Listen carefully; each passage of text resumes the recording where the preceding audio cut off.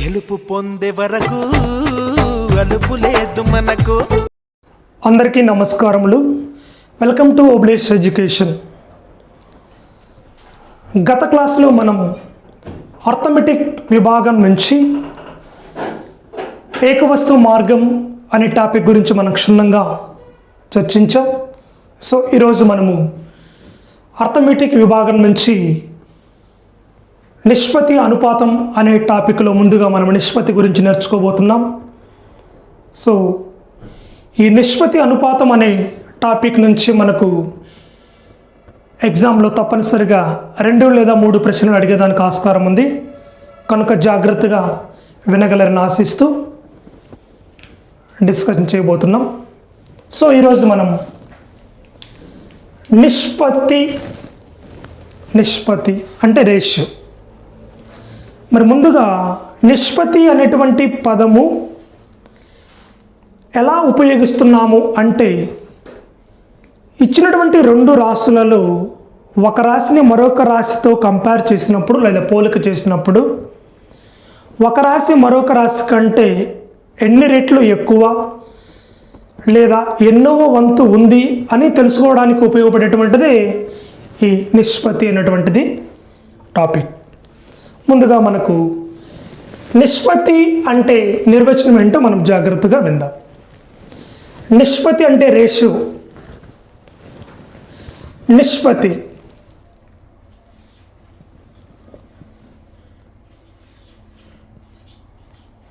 ఒకే ప్రమాణం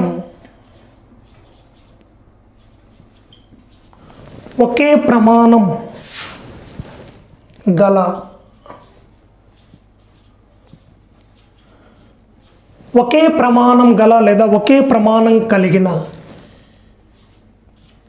2 రాశులను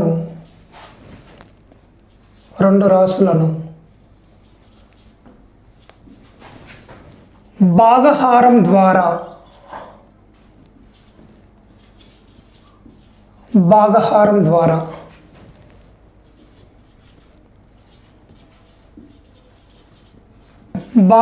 ద్వారా పోల్చడాన్ని నిష్పత్తి అంటారు.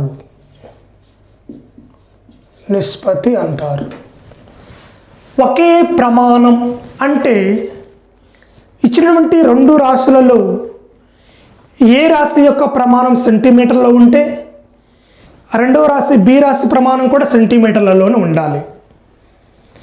ఏ రాశి ప్రమాణం మీటర్లలో ఉంటే బి రాశి ప్రమాణం కూడా మీటర్లలోనే ఉండాలి. అలా ఉన్నప్పుడు మాత్రమే అప్పుడు ఒకే ప్రమాణం కలిగిన రాశులు అని చెప్పగలం. ఇక్కడ మనకు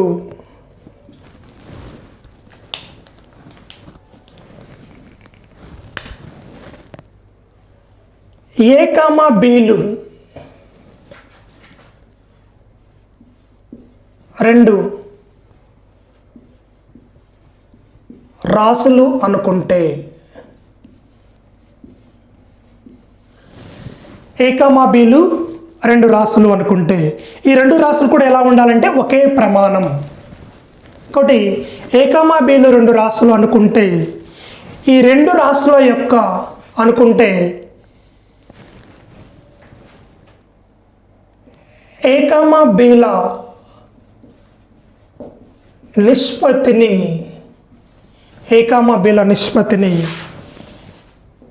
A is to B or A divided by B గా రాయగలం.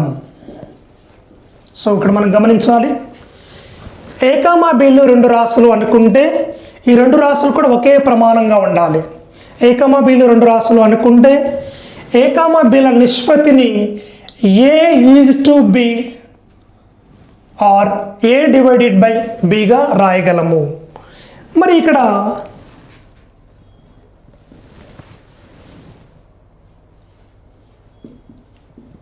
నిష్పత్తి యొక్క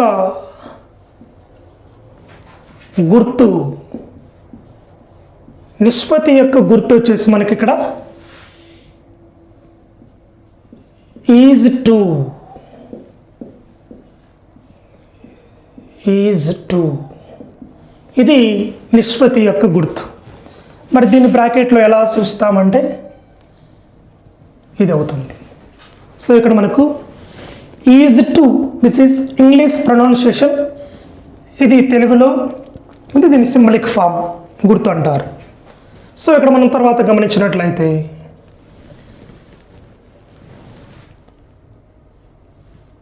నిష్పత్తికి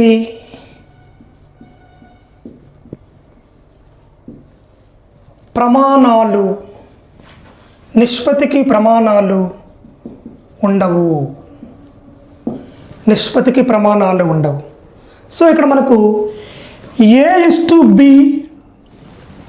అని చదవగలుగుతున్నాము, కానీ A 2 సెంటీమీటర్లు B 2 సెంటీమీటర్లు అని చదవడం లేదు.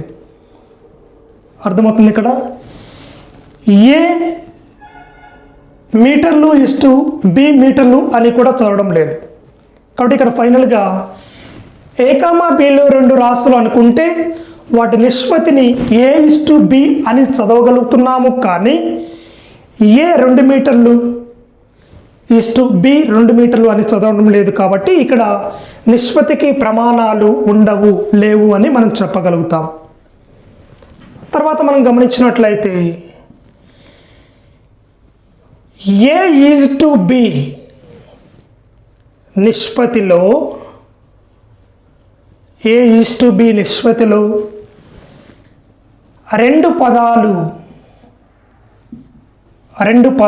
కలవు. A:B నిష్పత్తిలో 2 పదాలు కలవు. ఈ 2 పదాలు ఏంటి అంటే A అనేటువంటిది గమనించాలి. A అనేటువంటిది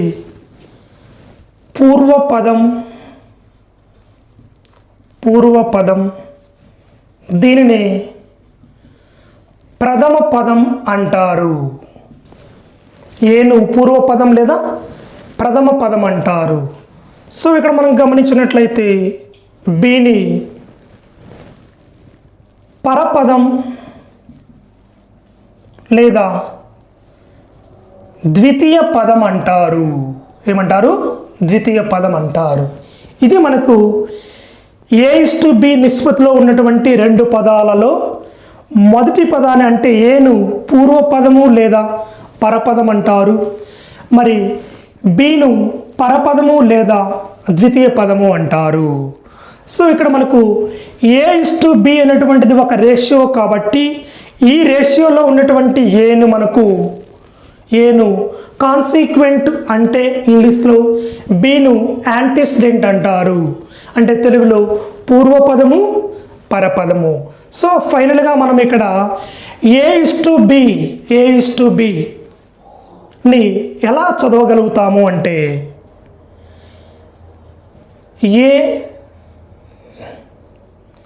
A:B లేదా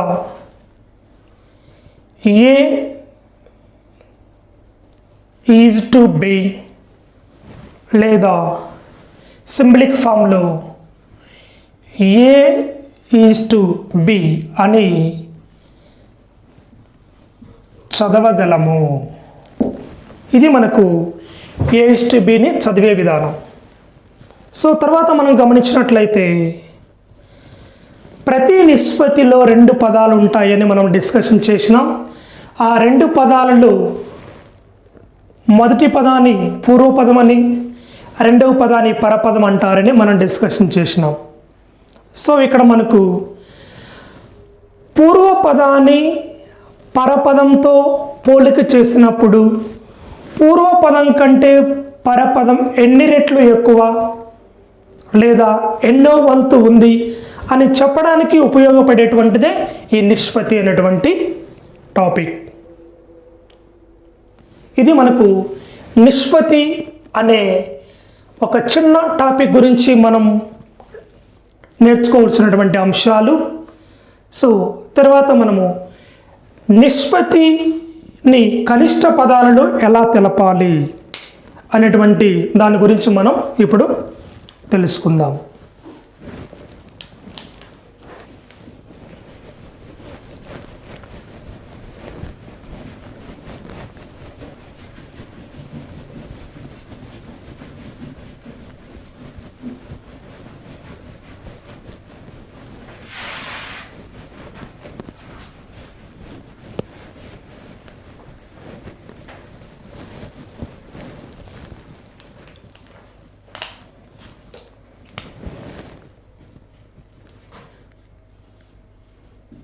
నిష్పత్తి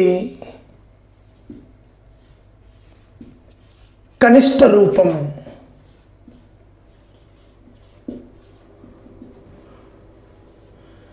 నిష్పత్తి కనిష్ట రూపం.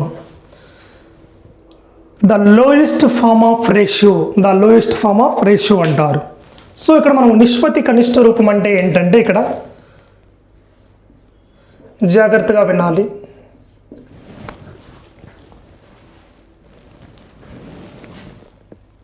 ఏ కామా బి అనే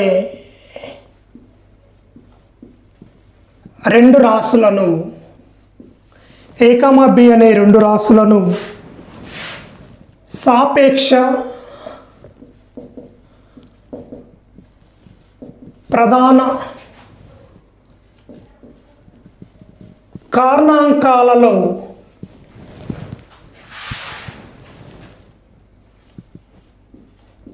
తెలపడాన్ని నిష్పత్తి కనిష్ట రూపం అని అంటారు. అంటే ఇక్కడ మనకు ఎగ్జాంపుల్ గమనించినట్లయితే 12:15, 12:15 అనే నిష్పత్తి యొక్క కనిష్ట రూపం ఏమవుతుందంటే ఇక్కడ మనకు మరి 12ను ఎలా రాయగలుగుతున్నాము అంటే 2 × 2 × 2 2 4, 4 2 8, 2 4, 4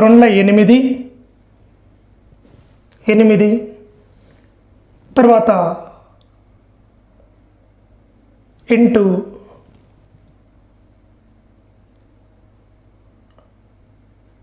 2 2 4 ఇంటూ 3. సో ఇక్కడ మనం జాగ్రత్తగా వినాలి. 12ను ఎలా రాయగలుగుతున్నామంటే ప్రధాన అంకాలుగా 2 × 2 × 3 అంటే ఇక్కడ ఏమవుతుంది 2 2 4, 4 3 12 అవుతుంది. ఈజ్ టు అదే 15ను మనం ప్రధాన అంకాలుగా ఎలా రాయగలుగుతున్నామంటే ఇక్కడ మనకు 5 × 3గా రాయగలుగుతున్నాము. 5 3 15. సో ఇక్కడ మనం గమనించినట్లయితే ఇరువైపులా ఇది వచ్చేసి మనకి ఏమవుతుంది పూర్వపదం అవుతుంది, ఇది వచ్చేసి మనకు పరపదం అవుతుంది. ఇది పరపదం, ఇది పూర్వపదం అవుతుంది. సో ఇక్కడ మనకు పరపదం కామ పూర్వపదాలలో ఒకే నెంబర్ను కొట్టివేత చేసినట్లయితే మనకు ఇరువైపులా 3 అనేది తీసివేసినట్లయితే మనకు మిగిలినటువంటి నంబర్ ఏమవుతుందంటే ఇక్కడ 2 × 2 2 4 ఈజ్ టు 5కేమో 5. సో ఇది మనకు 12:15కు కనిష్ట రూపంలో ఉన్నటువంటి నిష్పత్తి వచ్చేసి మనకు 4:5, 4:5 అనేది అవుతుంది. ఇది మనకు నిష్పత్తి కనిష్ట రూపం అంటే. సో తర్వాత రెండో ఎగ్జాంపుల్ మనం గమనించినట్లయితే 6:18, 6:18. మరి 6ను ప్రధాన సంఖ్యలుగా ఎలా రాయగలుగుతున్నామంటే 2 × 3 ఏమవుతుంది ఇక్కడ 2 3 6 ఈజ్ టు మరి 18 ఎలా రాయగలుగుతున్నామంటే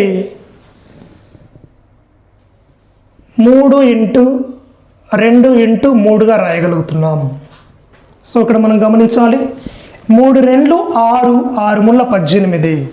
సో ఇరువైపులా మనకు 2కు ఇక్కడ 2కు క్యాన్సల్, తర్వాత 3కు క్యాన్సిల్ అయినట్లయితే మరి ఇక్కడ మనకు పూర్వపదంలో మిగిలినటువంటిది ఇది వచ్చేసి పూర్వపదం, ఇది వచ్చేసి పరపదం. మరి పూర్వపదంలో మిగిలినటువంటిది మనకేముందంటే ఇక్కడ ఏం లేదు కాబట్టి మనకు 1 అనుకోవచ్చు. ఈజ్ టు మనకి పరపదంలో మిగిలినటువంటి నంబరింగ్ వచ్చేసి ఇక్కడ 3 అవుతుంది. సో 6:18కు కనిష్ట రూపం వచ్చేసి ఏమవుతుందంటే మనకు 1:3 అవుతుంది. ఇది మనకు నిష్పత్తిచ్చి దాని కనిష్ట పదాలలో తెలిపేటువంటి విధానము. సో ఫైనల్గా దీన్ని మనం గమనించినట్లయితే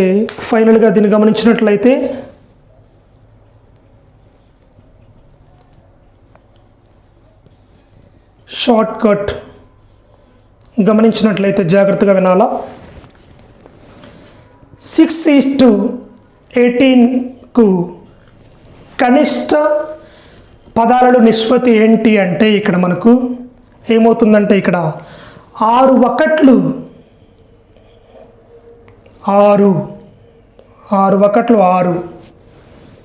ఈస్టు ఇదే ఆరేకంతో ఇక్కడ 18 ఎన్నిసార్లు పోతుందంటే 6 మూళ్ళు 18.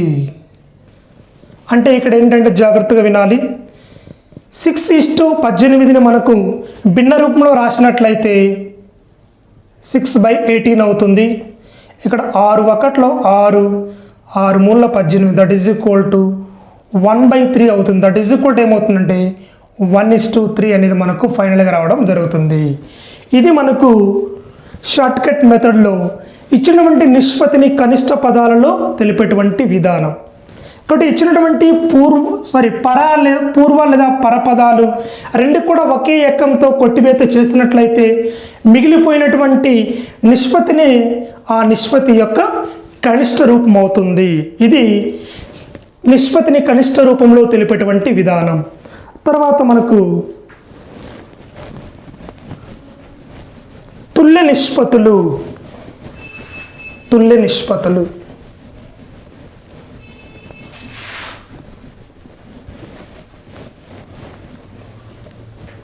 తుల్య నిష్పత్తులు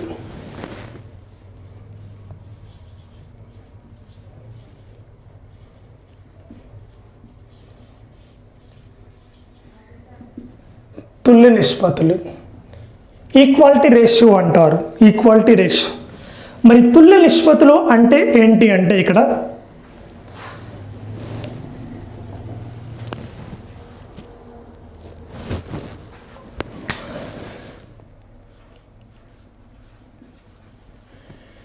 రెండు రాసుల నిష్పత్తి సమానం అయినాయి అంటే సమానం అయినట్లు అయితే రెండు రాసుల నిష్పత్తి సమానం అయినట్లు అయితే దానిని తుల్య నిష్పత్తులు అంటారు లేదా సమాన నిష్పత్తులు అంటారు. తుల్య నిష్పత్తులు లేదా సమాన నిష్పత్తులు అంటారు. సో ఇక్కడ మనకు తుల్య నిష్పత్తులు లేదా సమాన నిష్పత్తులు అంటే మనం గమనించాలి. ఇచ్చినటువంటి రెండు నిష్పత్తులలో ఒక నిష్పత్తిలోని పూర్వకామ పరపదాల తర్వాత నిష్పత్తిలోని పూర్వకామ పరపదాలకు సమానమైనట్లయితే అటువంటి వాటిని తుల్య నిష్పత్తులు లేదా సమాన నిష్పత్తులు అంటారు. మరి దీనికి సంబంధించినటువంటి ఎగ్జాంపుల్ మనం గమనించినట్లయితే 30:15 దట్ ఈజ్ ఈక్వల్ టు దీనికి సమానమైనటువంటి తుల్య నిష్పత్తి ఏమవుతుందంటే 2:1 అవుతుంది. ఏమవుతుంది? 2:1 అవుతుంది. ఇక్కడ ఏంటి అంటే మనకి ఇక్కడ ఇచ్చినటువంటి రెండు నిష్పత్తులు ఇది వచ్చేసి మనకు మొదటి నిష్పత్తి అనుకుంటారు, ఇది వచ్చేసి మనకు రెండవ నిష్పత్తి అనుకుంటారు. మరి ఇప్పుడు మొదటి నిష్పత్తిని కనిష్ట పదాలలో తెలిపినట్లయితే ఏమవుతుంది అంటే ఇక్కడ మనకు 30:15ను దీన్ని ఏం రాయగలుగుతున్నామంటే దట్ ఈజ్ ఈక్వల్ టు ఏమవుతుంది ఇక్కడ 30/15. అంటే ఇక్కడ మనకు కనిష్ట పదాలను తెలపడం అంటే 15 ఒకట్ల 15 15 ఒకట్ల 15 15 రెండ్ల 30 దట్ ఈజ్ ఈక్వల్ టు మనకు 2/1 దట్ ఈజ్ ఈక్వల్ టు 2:1 అనేది మనకు అవుతుంది. ఇది మొదటి నిష్పత్తిలోని కనిష్ట రూపం. తర్వాత రెండవ నిష్పత్తిలోని కనిష్ట రూపం 2:1 యొక్క కనిష్ట రూపం ఏమవుతుందంటే 2:1 అవుతుంది.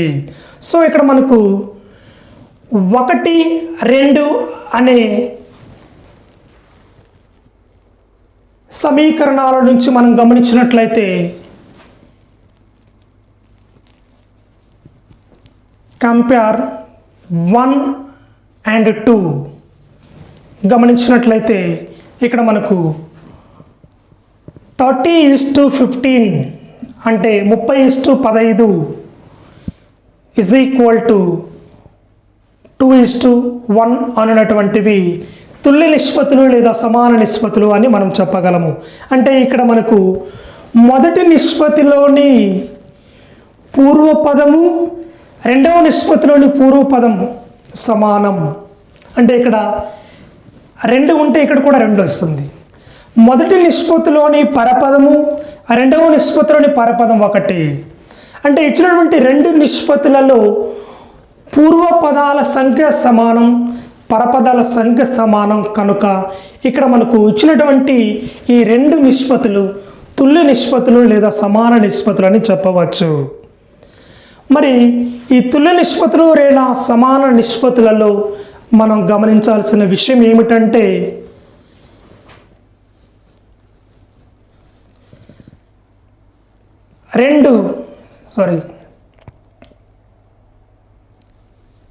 A:B అనే నిష్పత్తిని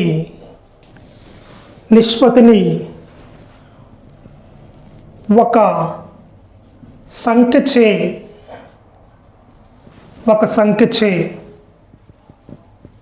భాగించిన గుణకారం చేసిన నిష్పత్తిలో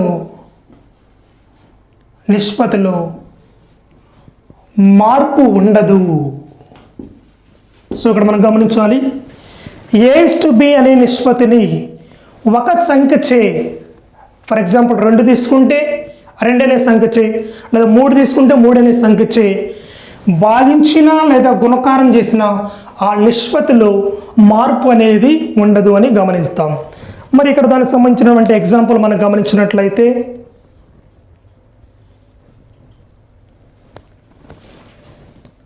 2:5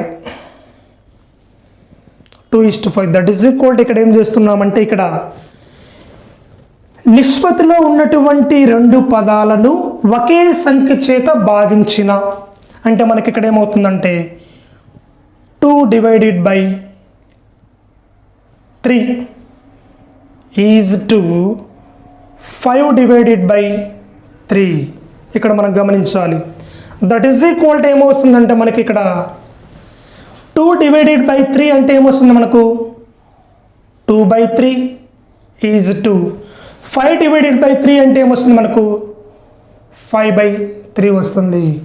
సో ఇక్కడ మనం గమనించినట్లయితే మరలా ఇక్కడ ఇచ్చినటువంటి 2 నిష్పత్తులలో పరపదాలను ఒకే సంఖ్య చేత భాగహారం చేసినాం కాబట్టి ఆ నెంబర్ను తీసివేసినట్లయితే మనకు 2:5కు 2:5 అనేది మిగులుతుంది. సో ఇక్కడ మనకు A:B అనే నిష్పత్తిని ఒక సంఖ్యచే భాగించిన ఆ నిష్పత్తిలో ఎటువంటి మార్పు ఉండదు అనే విషయాన్ని మనం గమనించాలా. సో తర్వాత మనకు A:B అనే నిష్పత్తిని ఒక సంఖ్యచే గుణకారం చేసిన, అంటే ఇక్కడ మనకు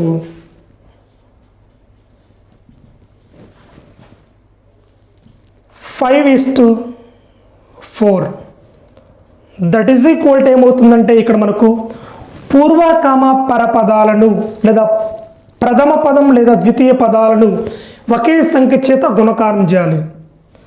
5x3 ఈజ్ టు 4x3. ఇక్కడ మనం గుర్తించాలి, ఇక్కడ భాగహారం చేసినటువంటి నెంబర్ ఒకటే కాబట్టి సేమ్, ఇక్కడ గుణకారం చేసిన నెంబర్ సేమ్ కాబట్టి ఒకటే అవుతుంది. కాబట్టి 5 మూళ్ళు 15, 5 మూళ్ళు 15 ఈజ్ టు 4 మూళ్ళు 12. సో ఇక్కడ మనం గమనించగా 5:4 అనే నిష్పత్తిని ఒకే సంఖ్య చేత గుణకారం చేసిన ఆ నిష్పత్తిలో ఎటువంటి మార్పు ఉండదనే విషయాన్ని మనం గమనించాలి.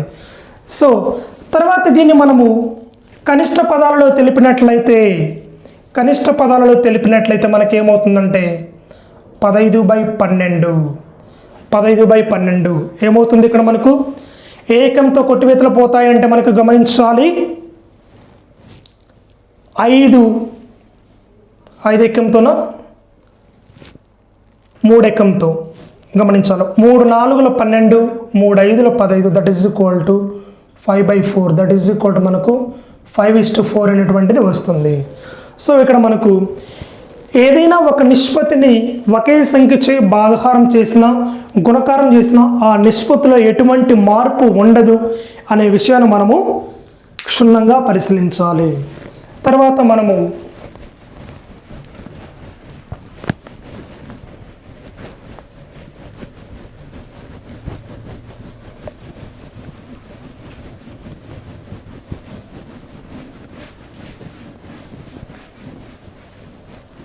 ఈ తుల్య నిష్పత్తులలో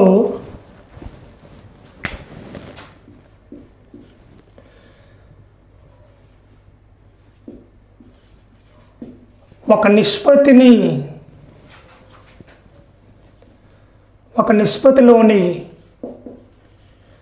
పదాల నుంచి ఒక సంఖ్యను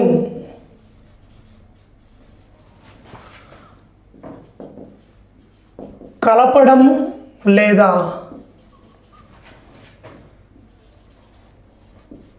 తీసివేయడం వలన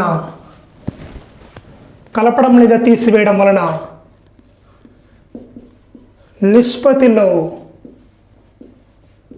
మార్పు ఉంటుంది.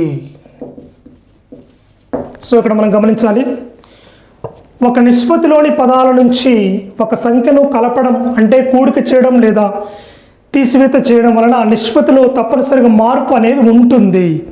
మరి ఆ మార్పు ఏంటి అని మనం గమనించినట్లయితే ఎగ్జాంపుల్ 1, 12:15. 12:15 ఇక్కడ ఏమొస్తుందంటే జాగ్రత్తగా గమనించాలి. 12:15 అనగా పూర్వ పరపదాల నుంచి ఒకే నెంబర్ను తీసివేయగా, అంటే ఇక్కడ 12 - 3 = 15 - 3. అంటే ఇక్కడ మనము తీసివేసినటువంటి నెంబర్ సేమ్ కాబట్టి దీని కింద అండర్లైన్ చేయడం జరుగుతుంది. మరి ఇక్కడ ఏమొస్తుందంటే మనకు జాగ్రత్తగా గమనించాలి, దట్ ఈస్ ఈక్వల్ 12 - 3 అంటే 12లోంచి 3 తీసివేయగా మనకు 9 వస్తుంది. 9 వస్తుంది. = మనకు 15లోంచి 3 తీసివేయగా మనకు 12 వస్తుంది. 12 వస్తుంది. సో ఇక్కడ మనం గమనిద్దాము, ఇక్కడ ఇచ్చినటువంటి 12:15 అనేది కనిష్ట రూపంలో తెలిపినట్లయితే మనకేమొస్తుందంటే ఇక్కడ మనకు 12/15, దట్ ఈస్ ఈక్వల్ టు ఏమొస్తుందంటే 3 ఎకంతో 3 4 12, 3 5 15. సో ఇక్కడ 12:15కు సమానమైనటువంటి తుల్యమైనటువంటి నిష్పత్తి ఏమొస్తుంది 4:5 అవుతుంది. 4/5. సో ఇక్కడ మనం గమనించినట్లయితే 9:12. 9:12 దీని 9/12 రాయిగా 9/12 రాయిగా 3 మూళ్ళు 9, 3 మూళ్ళు 9, 3 4 12. సో ఇక్కడ మనం గమనించాలి, మరి 12:15 అనే నెంబర్ను కనిష్ట పదాలలో తెలిపితే మనకు 4/5 వచ్చింది. మరియు ఆ నిష్పత్తి నుంచి ఒకే సంఖ్యను తీసివేసిన వచ్చినటువంటి నిష్పత్తిని కూడా కనిష్ట పదాలలో తెలపగా మనకు 3/4 వస్తుంది. కాబట్టి ఇక్కడ ఫైనల్గా 4/5 దట్ ఈస్ ఈక్వల్ టు 3/4. అంటే 4:5 ఈజ్ నాట్ ఈక్వల్ టు 3:4 అనేది వస్తుంది. సో ఇక్కడ మనం ముందుగా చెప్పినాము, ఒక సంఖ్యను కలపడం ద్వారా తీసివేయడం ద్వారా ఆ నిష్పత్తిలో తప్పనిసరిగా మార్పు అనేది ఉంటుంది. ఆ మార్పు ఏంటంటే ఇక్కడ ఇచ్చినటువంటి 2 నిష్పత్తులు సమానం రాలేదు కాబట్టి అక్కడ మార్పు అనేది గమనించవచ్చు. సో తర్వాత మనం గమనించినట్లయితే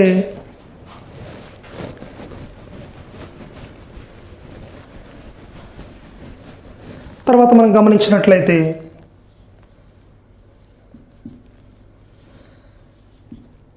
5:9 మరి ఈ నిష్పత్తికి ఒక నెంబర్ను కూడిక చేయడం వల్ల ఒకే నెంబర్ను అంటే 5+4 = 9+4 మరి ఇక్కడ కలపబడినటువంటి నెంబర్ 4 కాబట్టి దాని కింద గుర్తు చేయడం జరుగుతుంది. ఇక్కడ 5+4 అంటే మనకేమొస్తుంది, 5+4 అంటే మనకేమొస్తుంది 9 వస్తుంది. = 9+4 అంటే మనకేమొస్తుంది ఇక్కడ 13 వస్తుంది. సో ఇక్కడ మనం గమనించాలి 5:9 ఈ యొక్క కనిష్ట నిష్పత్తి ఏమొస్తుందంటే 5:9 వస్తుంది. ఎందుకు 5:9 వస్తుందంటే ఇక్కడ పూర్వ కామ పరపదాలు రెండు కూడా ఒకే ఏకంలో లేవు కాబట్టి ఇక్కడ కనిష్ట పదాలలో తెలపగా అదే పదం అనేది వస్తుంది. సో తర్వాత మనం గమనించినట్లయితే ఇక్కడ 9:13లో కూడా ఈ రెండు పదాలు కూడా ఒకే ఏకంలో లేవు కాబట్టి డిఫరెంట్ టేబుల్లో ఉన్నాయి కాబట్టి 9:13 అని వస్తుంది. సో ఇక్కడ మనం ఫైనల్గా రెండింటి నుంచి గమనించినట్లయితే 5:9 ఈజ్ నాట్ ఈక్వల్ టు 9:13 వచ్చింది కాబట్టి ఇక్కడ మనకు ముందుగా చెప్పినట్లుగా ఒక నిష్పత్తిలోని పదాల నుంచి ఒక సంఖ్యను కలపడం ద్వారా ఆ నిష్పత్తిలో తప్పనిసరిగా మార్పు అనేది ఉంటుందనే విషయం మనం గమనించాలా. సో తర్వాత మనము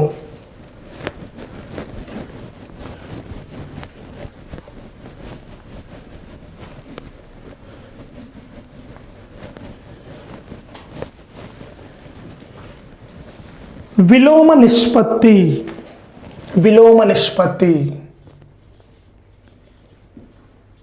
విలోమ నిష్పత్తి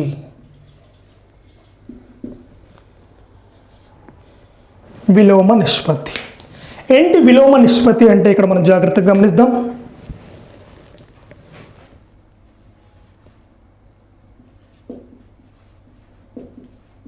ఒక నిష్పత్తిలోని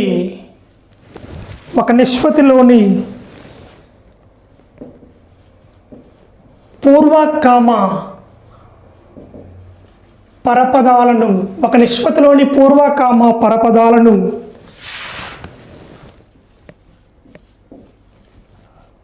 రెండవ నిష్పత్తిలో పూర్వపదం అనేది పరపదం అనేది పూర్వపదంగా రాయగలిగినట్లయితే అటువంటి నిష్పత్తిని విలోమ నిష్పత్తి అంటారు. ఒక నిష్పత్తిలోని పూర్వకామ పరపదాలను రెండవ నిష్పత్తిలో లేదా రాయబోయే నిష్పత్తిలో పూర్వపదం పరపదంగాను పరపదం పూర్వపదంగాను రాయగలిగినట్లయితే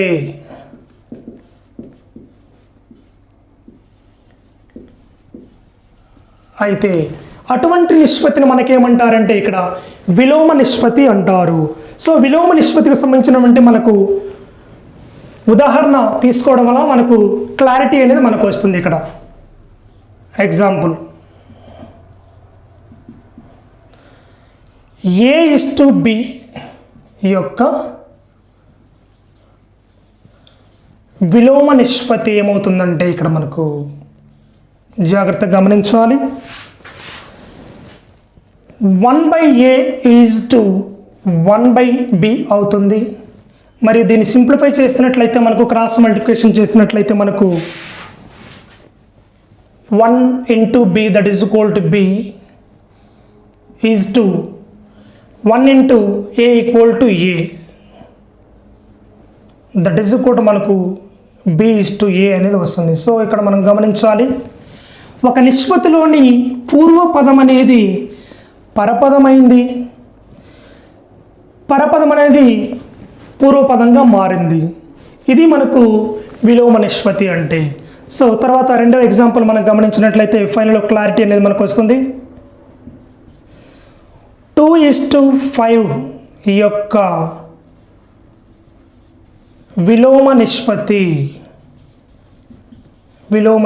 దట్ ఈజ్ ఈక్వల్ టు ఏమవుతుందంటే మనకి ఇక్కడ పూర్వపదం అనేది పరపదం అవుతుంది, పరపదం అనేది పూర్వపదం అవుతుంది, అంటే రివర్స్ 5:2 అనేది వస్తుంది.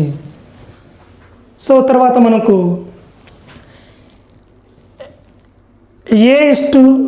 A:B:C యొక్క విలోమ నిష్పత్తి దట్ ఈజ్ ఈక్వల్ టు ఏమవుతుందంటే యాక్చువల్గా 1/A:1/B:1/C అవుతుంది. మరి ఇచ్చినటువంటి నిష్పత్తిలో ఉన్నటువంటి మూడు పదాలలో మనకి ఇక్కడ ఏముంటాయి అంటే హారాల కసాగు తీసుకోక మనకి ఏమొస్తుందంటే ఇక్కడ మనకు హారాల కసాగు తీసుకుంటే ABC వస్తుంది.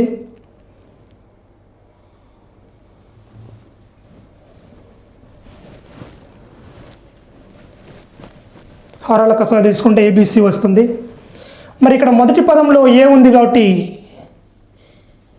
BC by ABC is to, రెండవ దాంట్లో B టర్మ్ ఉంది కాబట్టి AC by ABC, తర్వాత టర్మ్లో C ఉంది కాబట్టి AB by మనకు ABC వస్తుంది.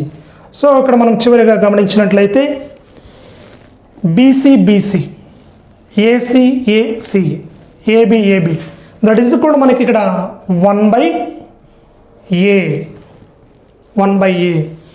ఈజ్ టు మనకి ఇక్కడ ఏమవుతుంది 1/B ఈజ్ టు మనకి ఏమవుతుంది 1/C అవుతుంది. ఇదే వస్తుంది. సో దీన్ని మనం గమనించినట్లయితే మనకు ఏమొస్తుందంటే చివరిగా మనకు ఏర్పడినటువంటిది ఇక్కడ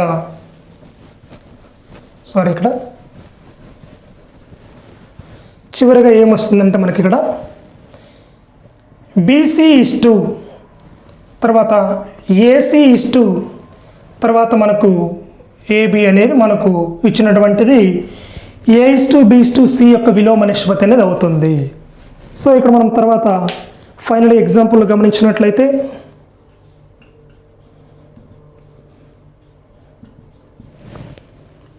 (1:2:3) యొక్క విలోమ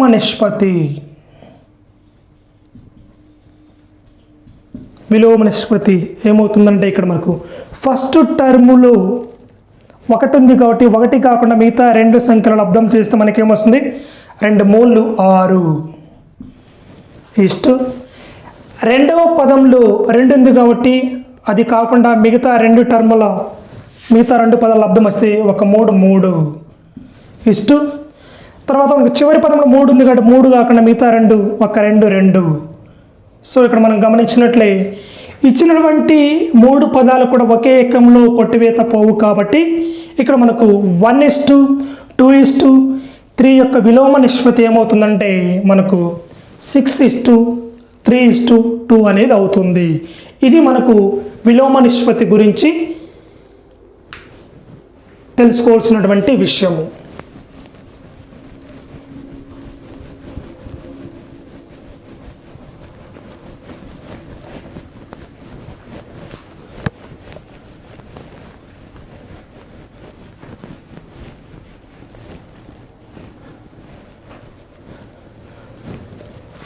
సో ఇది ఈరోజు మనము నిష్పత్తి అనుపాతం అనే టాపిక్లో మనము నిష్పత్తి అంటే ఏంటి, మరి నిష్పత్తిలో ఉన్నటువంటి ముఖ్యమైనటువంటి కంటెంట్ పార్ట్ ఎలా ఏర్పడుతుంది, దానిలో ఏ పదాలు ఉంటాయి, దాని విలోమ నిష్పత్తి ఏంటి, తుల్య నిష్పత్తులు అంటే ఏంటి, తర్వాత దానికి సంబంధించినటువంటి నిష్పత్తిని కనిష్ట పదాలలో మార్చే విధానాన్ని గురించి నేర్చుకున్నాం.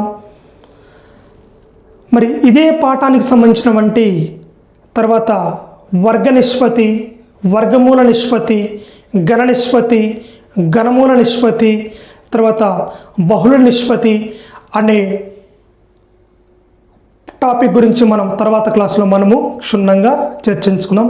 Thank you for watching all.